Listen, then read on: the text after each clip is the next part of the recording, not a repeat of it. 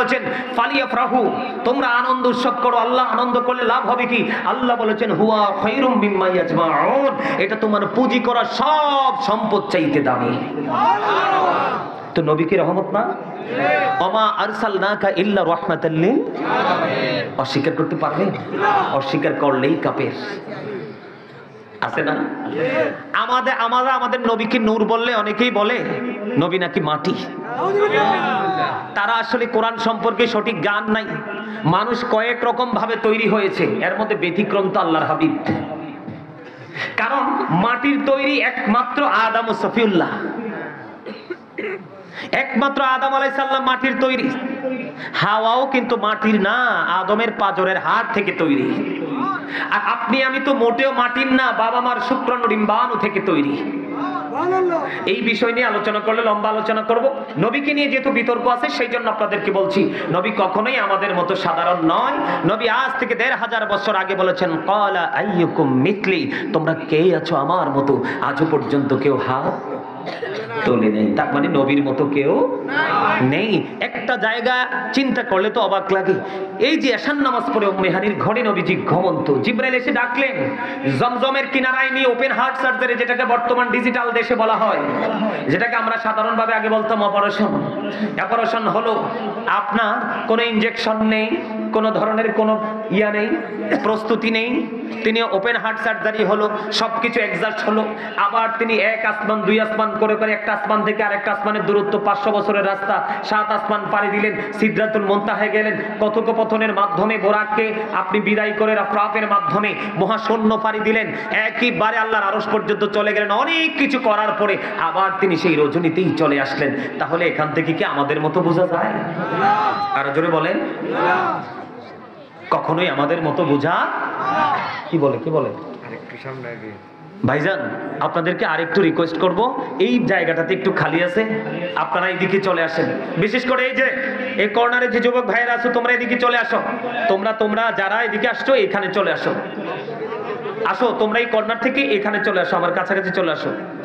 আসো আসো। এই যে মানুষ ধীরে ধীরে আসতেছে, ওনারা কিন্তু বসতে পারবে না। সুন্নাহ কি? কথা বলবেন না প্লিজ, ডোন্ট ডিস্টার্ব মি। আমি বলি সুন্নাত কাকে বলে? সুন্নাত ওইটাকে বলে আমি বসার পরে আমার ভাই বসতে পারছে না, তাকে বসতে দিব। আমি সুন্নাত ওটাকে বলে আমার ঘরে খাবার আছে, আমি নির্দ্বিধায় খাবার খাচ্ছি, পাশের ঘরে খাবার নাই, এখান থেকে কিছু বাড়িয়ে দিব। আল্লাহ রাসূল বলেছেন যখন তোমার পাশে যদি দেখো কোনো গরিব মানুষ আছে, তরকারি রান্না করার সময় ঝোলটা একটু বাড়িয়ে দিও, কারণ তুমি যেন তার ঘরেও একটু দিতে। আর যদি তোমার দেওয়ার কোনো খেয়াল না থাকে, ওই ঘরে ছোট্ট বাচ্চা আছে, তুমি জানো ওই বাচ্চাটাকে দেখি তোমার ঘরে কোনো খাবার তুমি ঢুকিও না, কারণ তুমি তো জানো তুমি বাচ্চাটাকে দিবা না। বাচ্চাটা সারাক্ষণ কাঁদবে, কান্না পিতামাতা সহ্য করতে পারবে না, কারণ বাচ্চাটা কিনে দেওয়ার মতো বাবা মার সেই সামর্থ্য। ইসলাম তো কি আমরা বুঝি তো না। আসো আসো না এদিকে। আরে এই জায়গাটা তো আরামের জায়গা, ওরা তো বুঝতেছে না। এই জায়গাটা একদম একটা 100% একটা আরামের জায়গা। এই কর্নারটা, এখানে এসে বসো না। বন্ধুরে আমার দিকে তাকান। জিকিরে ছিলাম, ঠিক না ঠিক? কোথায়? এবং জিকিরটা কি? সুবহানাল্লাহ বল আল্লাহর জিকির, আলহামদুলিল্লাহ বল আল্লাহর জিকির, লা ইলাহা ইল্লাল্লাহ বল আল্লাহর জিকির, আল্লাহু আকবার বল আল্লাহর জিকির। কাউকে সৎ কাজের জন্য ডাকা, এটাও আল্লাহর জিকির। কাউকে অসৎ কাজের জন্য বারণ করা, তাকে উপদেশ দেওয়া, এটাও আল্লাহর জিকির। যেমন করে আজকের এই জান্নাতের বাগানে মানুষগুলো কত জিকিরি করেছে, এই মানুষের জিকিরের ফজিলত আজকে যারা আয়োজক হয়েছেন বন্ধু, তাদের আমলনামায় চলে এসেছে। এটাও কিন্তু জিকিরের জলসা। আজকে যা করতেছি সেটাও কি জিকির। নামাজ হলো আল্লাহর জিকিরের জলসা। একই জায়গায় দাঁড়িয়ে এবং বসে সম্পন্ন করা হয়, এটা হলো জিকিরের জলসা। বিভিন্ন জায়গা পরিদর্শন করে যেটা সম্পন্ন করা হয়, এটাকে বলা হয় জিকিরের জলস। যেমন হজ হলো মাওলার জিকিরের জুলুস। সুবহানাল্লাহ বলেন না আর জোরে। বন্ধুরে আমার, আপনি জিকির করলেন, এখন ব্যতিক্রম জিকির হলো, একটা হলো হজ। নামাজ সম্পর্কে একটা জিকির, নামাজ একটা জিকির। এই জিকিরের ফজিলতটা কেমন? কনকনে শীত আছে, কয়দিন পরে দেখতে পাবো আমরা গাছের পাতাগুলো সব শুষ্ক হয়ে ঝরে পড়ে যাবে, প্রত্যেকটা গাছ বন্ধু শূন্য হয়ে যাবে, একমাত্র তাল গাছ ছাড়া, নারকেল গাছ ছাড়া, ঠিক কিনা বলে? মোটামুটি সব গাছের পাতাই ঝরে যাবে। কত চমৎকার খবর! ও বন্ধু, তোমরা হৃদয়ে খুলে শোনো। ও কালিকাপুরের আমার ভাই বাবারা, আমার মা বোনেরা, বিশেষ করে যুবক বন্ধুদেরকে আমি আমন্ত্রণ জানাই রে। হযরত আবু যর রাদিয়াল্লাহু তাআলা আনহু থেকে হাদিস খানা বর্ণিত, আমার নবী, আপনার নবী শীতের দিনে বের হলেন। বের হওয়ার পরে দেখলেন তিনি গাছের পাতা ঝরে ঝরে পড়ছে। গাছের ডালটা ধরলেন, ধরার পরে আবু যরকে ডাক দিলেন। আবু যর উত্তর দিলেন, লাব্বাইকা ইয়া রাসূলুল্লাহ, আমি হাজির, আমি উপস্থিত। ইয়া রাসূলুল্লাহ, কেন গো ডেকেছেন গো নবী? আমার নবী বললেন, রে আবু যর, তুমি ওই গাছের দিকে তাকিয়ে দেখো, শীতের কারণে শুষ্ক হয়ে সবগুলো গাছের পাতা ঝরে গেছে রে আবু যর। আমার উম্মত, আল্লাহর প্রিয় বান্দাগুলো, যারা নামাজের মাধ্যমে অধিক বেশি ভালোবাসা নিয়ে আল্লাহর কুদরতি কদমে সেজদা দেয় রে, ওই সেজদা দিতে দেরি রে, ওই শীতের দিনের গাছের মতো তার জীবনের গুনাহগুলো সবগুলো ঝরে সে আমল নামা শূন্য হয়ে যায়। জোরে জোরে বলুন না সুবহানাল্লাহ। আমি আপনাদেরকে আরেকটা ট্রেনিং বন্ধু শিখিয়ে দিই। জিকির করার কিছু ধরন আছে, কিছু কন্ডিশন আছে। বিশেষ করে জুমার দিনের জিকিরের ধরন অন্যরকম। আপনাকে পবিত্রতা হতে হবে, অত্যন্ত গুরুত্ব দিয়ে অন্যান্য সময়ে হতে হবে, না হয় আপনার আমল কবুল হবে না। বন্ধুরে আমার, আমাদের বর্তমানে একটা বন্ধু ট্র্যাডিশন হয়ে গেছে কি জানেন? যে জুমার দিনে প্রত্যেকটা মুসল্লি সবার পরে যাবে এবং বের হবে সবার আগে। ইমাম সাহেব যখন সালাম ফিরায় মনে হয় যেন বিশ্বযুদ্ধ শুরু হয়ে গেছে। আপনারা জানেন না, একজন মানুষ নিয়ত করার পরে সালামটা ফিরানোর পরে আরেকজন বন্ধু 4 রাকাত বাদাল জুমা পড়বে। কয় রাকাত? এই মুহূর্তে আপনি তার সামনে দিয়ে চলে গেছেন। আল্লাহর হাবিব বলেছেন, একজন নামাজীর সামনে দিয়ে চলা কতটা ভয়ঙ্কর, কারণ নামাজের মাধ্যমে সবচেয়ে উত্তম জিকির সে করছে রে। আর তুমি জিকিরটাকে একটা কি বানাইছো? ডিজিটাল বানাইছো। তোমার জিকিরটাকে তুমি ছোট্ট করে দিয়েছো, এটাকে একবার স্কেপ করে দিয়েছো। তুমি তোমার জিকিরটাকে থামিয়ে দিয়ে তুমি বাড়ির জন্য পাগল হয়ে গেছো। আরেকজন আল্লাহর পাগল, তিনি প্রাণ করে জিকির করার জন্য মসজিদে দাঁড়িয়ে আছে। আল্লাহর হাবিব বলেছে, একজন নামাজীর সামনে দিয়ে নামাজরত অবস্থায় যাওয়া যায় কত বড় অন্যায়। এটা যদি কোনো মুসল্লি জানতো রে, তাহলে সে 40 বছর পর্যন্ত দাঁড়ায়া থাকতো, তারপরেও নামাজীর সামনে দিয়ে যাইতো না। কত মানুষ জুম্মার দিনে সালাম ফেরানোর পরে অনেক বড় অপরাধের গ্লানি নিয়ে, সব অনেক বড় পাপ নিয়ে বন্ধু বাড়ি ফিরে যায়। আওয়াজ তোলে বলেন না নাউজুবিল্লাহ। আজকের পর থেকে কেউ বন্ধু, আপনি যদি মনে করেন যে আমি সালাম ফিরিয়ে চলে যাব, বাকি নামাজ পড়বো না, ইমাম সাহেবকে তোয়াক্কা করবো না, ইসলামের বিধানকে তোয়াক্কা করবো না, আমি আপনাকে বলবো প্রত্যেক জমায় আপনি সবার পিছনে বসবেন। কারণ আমি কেন বললাম? কারণ আপনি যে সামনে গিয়ে আগে আগে বসলেন, বের হওয়ার সময় অনেক বড় অপরাধী হয়ে বের হয়েছে। যেই জায়গাতে বন্ধু 40 বছর পর্যন্ত দাঁড়ায়া থাকা উচিত, তারপরেও নামাজের সামনে দিয়ে যাওয়া উচিত নয়, সেই জায়গায় আপনি নিজের গায়ের জোর খাটিয়ে বের হয়ে গেলেন, এটা কখনোই জিকিরের আদব হতে পারে না। কথা বলেন না কেন? আরেকটা অপরাধ মুসল্লিরা করছে, নামাজি হওয়ার পরেও বন্ধু হাজিরা কাতায় তার নাম নাই। প্রত্যেকটা জুমার দিনে আপনাদের মসজিদের 2 গেটের সামনে 2 জন ফেরেশতা দাঁড়ায় হাজিরা খাতা নিয়ে। যিনি প্রথম কাতারে আসছে, কারণ আল্লাহ রাব্বুল আলামিন জানিয়ে দিয়েছেন, হাবিব আপনি জানিয়ে দেন, যিনি প্রথম কাতারে বসবে তার আমল নামায় ওট কুরবানির সওয়াব সবার আগে যিনি আসবে। আর যিনি 5 নাম্বার কাতারে, ও বন্ধু, ডিম কুরবানির সওয়াব। দেখছেন নি ক্লাসিফাই কেমন করে করেছেন? কতটা নিম্ন লেভেলের মুসল্লি তিনি। আর যিনি সবার আগে গেলেন তিনি কত উচ্চমানের মুসল্লি।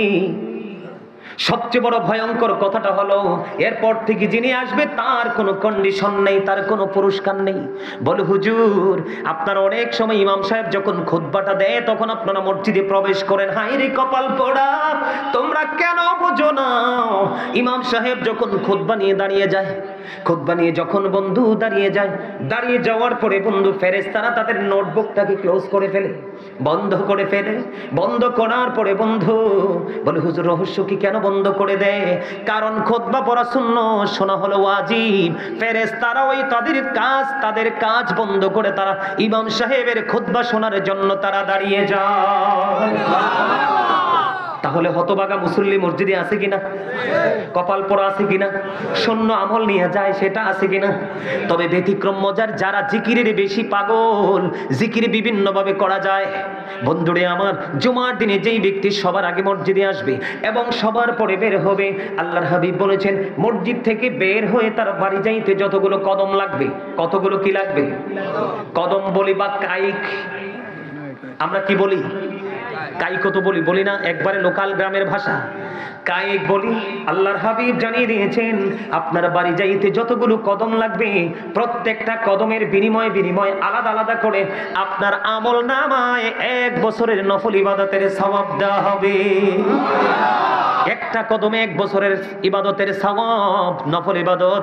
তাহলে 100টা কদম লাগলে 100 বছরের নফল ইবাদতের সওয়াব। হায়াত কিন্তু আমি 100 বছর পাননি। সুবহানাল্লাহ বলেন না কেন? আরে জোরে বলেন না সুবহানাল্লাহ। তাহলে এগুলো একটু মাথায় রেখে চলবেন। এবার আসেন যে ওয়াজটা মূলত করার জন্য এসেছিলাম বন্ধু, যে ওয়াজটা মূলত করার জন্য এসেছিলাম আমি, আজকে পবিত্রতা নিয়ে আলোচনা করব। কারণ বাংলাদেশে অসংখ্য মুসল্লি ডিজিটাল, ওমা কথা কয় না, একবারে দেখতে হ্যান্ডসাম লাগে, একবারে হিরো, কিন্তু বসে তো প্রস্রাব করতে পারে না। দুর্ভাগ্যজনক হলেও সত্য। কথা বলেন না কেন? বুঝেন না কথা? এখন অনেকে রাগ হবে, বলে হুজুর এতক্ষণ লাইনটা তো ভালো ছিল, এখন তো ক্রসিং হয়ে যাচ্ছে। বন্ধু, শত্রুতা করে বলছি না, কাউকে মেইন করে বলছি না, এসেছি মূলত আপনাদেরকে উপদেশ দেওয়ার জন্য। তোমরা ভিতরে আসো না, এই কুয়াশার মধ্যে খোলা আকাশের নিচে দাঁড়াইছো, অসুস্থ হয়ে যাবা। ভিতরে আসো, আসো আসো, সবাই ভিতরে আসো। একেবারে শেষ প্রান্তে চলে আসছি। আমার দিকে তাকান।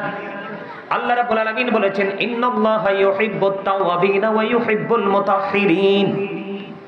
নিশ্চয়ই আল্লাহ রাব্বুল আলামিন যারা তওবার মাধ্যমে পবিত্র হয় এবং নাপাকি দূর করার মাধ্যমে পবিত্র হয়, আল্লাহ ওদেরকে ভালোবাসে। এটা আল্লাহর কথা। তার মানে পবিত্র যারা, তাদেরকে আল্লাহ ভালোবাসেন। বলেছেন কে? আমার দিকে তাকান। বলেছেন কে? আল্লাহর হাবিব বলেছেন। এটা হলো আল্লাহর ওয়াজ। আর আল্লাহর হাবিব কি বলেছে দেখেন। আল্লাহর হাবিব বলেছেন লা তুকবালু সালাতুম বিগাইরি তুহুর ওয়ালা সাদাকাতিম মিন গুরুর। আল্লাহর হাবিব বলে দিয়েছেন পবিত্রতা ছাড়া কখনো আমল কবুল হয় না, আর হালাল টাকা না হইলে কখনো দানও কবুল হয় না। আওয়াজ তুলে বলেন না নাউজুবিল্লাহ। তাহলে আমল করার আগে, জিকির করার আগে প্রস্তুতিটা খুব শক্তভাবে নিতে হবে। বর্তমানে আমরা নামাজ পড়ার পরেও মিথ্যা ছাড়তে পারি না, নামাজ পড়ার পরেও সুদ ছাড়তে পারি না, নামাজ পড়ার পরেও মা বাবার কলিজায় আগুন দেওয়া অন্ধনি, নামাজ পড়ার পরেও সামাজিক অস্থিতিশীল অশান্তি বন্ধু বিরাজমান আছে। আছে না নাই?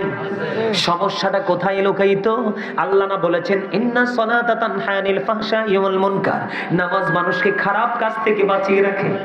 হাদিস শরীফের মধ্যে রাসূল বলেছেন সালাতুল খামস ওয়াল জুমআতু ইলাল জুমআ ওয়া রমাদানু ইলা রমাদান মুকাফফিরাতুল লিমা বাইনাহুন্না ইদাস্তুনিবাতুল কাবাইর। আল্লাহর হাবিব বলেছেন যিনি 5 ওয়াক্ত নামাজ পড়বে, এক জুমা থেকে আরেক জুমা যথাযথভাবে আদায় করবে, এক রমজান থেকে আরেক রমজান যথাযথভাবে আদায় করবে, সব গুনার কাফারা হয়ে যাবে রে, যদি ইচ্ছে করে সে কবিরা গুনাহ থেকে বেঁচে থাকতে পারে। ওয়াজ মজা পান না? না কার কার কাছে ভালো লাগে? আলহামদুলিল্লাহ বলেন। আপনারা একটু মাঝে মাঝে একটু সাড়া দিবেন না? ইয়া বিসমিল্লাহ। জিন্দাবাদ জিন্দাবাদ। আমাদের ডাক্তার সাহেব ঠিক আছে,